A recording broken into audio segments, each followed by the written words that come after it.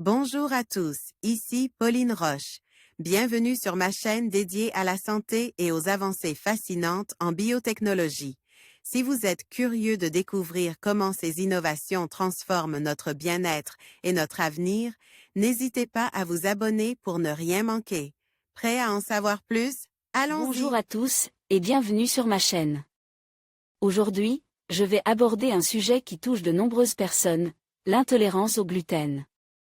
Saviez-vous qu'elle pourrait être causée par 3 peptides spécifiques? Dans cette vidéo, je vais vous expliquer comment ces peptides interagissent avec notre organisme et pourquoi ils peuvent provoquer des réactions indésirables. Restez avec moi pour découvrir les mécanismes derrière cette intolérance et comment mieux comprendre ce phénomène. C'est parti! L'intolérance au gluten handicape les malades, puisqu'ils doivent suivre un régime très contraignant toute leur vie.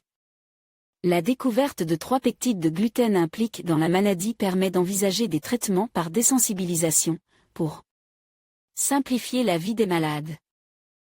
Intolérance au gluten, autrement appelée la maladie cœliaque, est une maladie auto-immune qui affecte les villosités recouvrant intestin grêle. La maladie apparaît habituellement dans les mois qui suivent l'incorporation de gluten dans l'alimentation, ou à l'âge adulte. Les facteurs de prédisposition à la maladie sont principalement génétiques, même si l'environnement pourrait aussi avoir un rôle. Notamment l'infection par des bactéries ou des virus. D'origine végétale, le gluten est un mélange de protéines qui se retrouvent dans l'endosperme des graines de certaines céréales.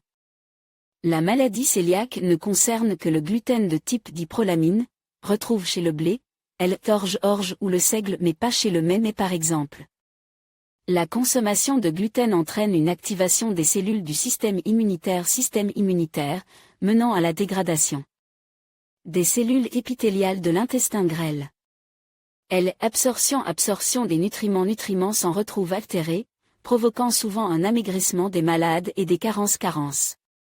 Si les malades suivent un régime sans gluten de type prolamine toute leur vie, les symptômes de la maladie peuvent disparaître. Mais le régime est lourd et difficile à suivre. Une meilleure solution serait de découvrir le moyen d'enrayer les causes de la maladie, mais pour cela il faut mieux les connaître. Bien que le gluten ait été identifié comme le responsable de la maladie cœliaque il y a plus de 60 ans, ces régions antigéniques impliquées dans la maladie n'ont pas pu être bien déterminées. Les chercheurs du Walter and Eliza Hall Institute, en collaboration avec des chercheurs des universités de Monash et de Melbourne, ont alors tenté d'identifier les fragments de gluten responsables de la réaction immunitaire. Atrophie villositaire d'un intestin grêle, un patient atteint de la maladie cœliaque, visualisé au microscope optique. Samir, licence créative comme fin du régime contraignant? L'étude publiée dans Science Translational Medicine a débuté il y a 9 ans, et s'est intéressée à 200 patients atteints d'intolérance au gluten. Pour analyser leur sensibilité aux céréales, les malades ont dû manger de la nourriture à base de blé, de seigle ou d'orge.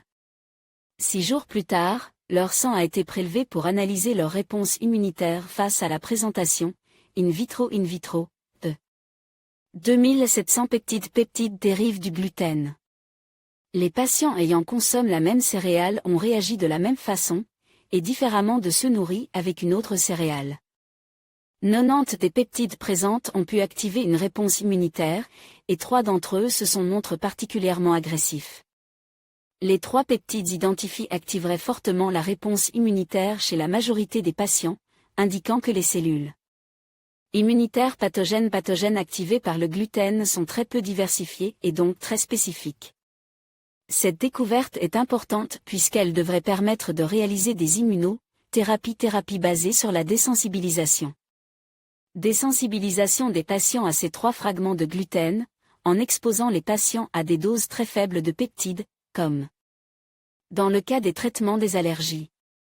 Sur la base de ces résultats, 3 autres traitements seraient également déjà en développement. En conclusion, nous avons exploré comment 3 peptides spécifiques peuvent être à l'origine de l'intolérance au gluten. Comprendre ces mécanismes est essentiel pour mieux appréhender cette condition et ses impacts sur la santé. En poursuivant nos recherches, nous pourrons développer des approches plus efficaces pour aider ceux qui souffrent de cette intolérance. Merci de votre attention et à bientôt pour d'autres sujets passionnants.